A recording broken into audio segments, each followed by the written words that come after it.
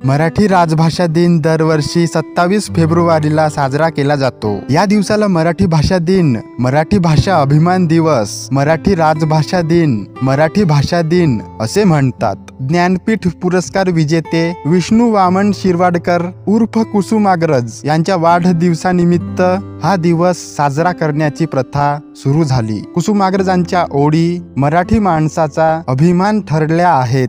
कुसुमाग्रजांनी मराठी भाषेला सन्मान मिळवून देण्यासाठी आयुष्यभर परिश्रम घेतल्याने त्यांचा जन्मदिवस मराठी दिन म्हणून साजरा केला जातो। मराठी भाषा 9व्या शतकापासून प्रचलित आहे आणि तिचा उगम संस्कृत मधून झाला आहे। मराठी ही महाराष्ट्र आणि गोवा या दोन्ही राज्यांची अधिकृत भाषा आहे। मराठी भाषिक लोकसंख्येनुसार मराठी ही भारतातील 3री आणि जगातील 15वी भाषा आहे। लाभले आम्हास भाग्य बोलतो मराठी, जाहलो खरेच धन्य ऐकतो मराठी, धर्म पंथ जात एक जाणतो मराठी, एवढ्या जगात माय मानतो मराठी। मराठी ही सर्वांग सुंदर भाषा आहे। मराठी भाषा फुलांहूनही कोमल आहे, तर वेळ प्रसंगी वज्राहूनही कठोर आहे। संत ज्ञानेश्वर महाराज यांनी माझ्या मराठीची बोलू कौतुके, पटी अमृत आहे पैजा जिंके या शब्दात मराठीची थोरवी गायली आहे। मराठी भाषेत विपुल असे ज्ञान भांडार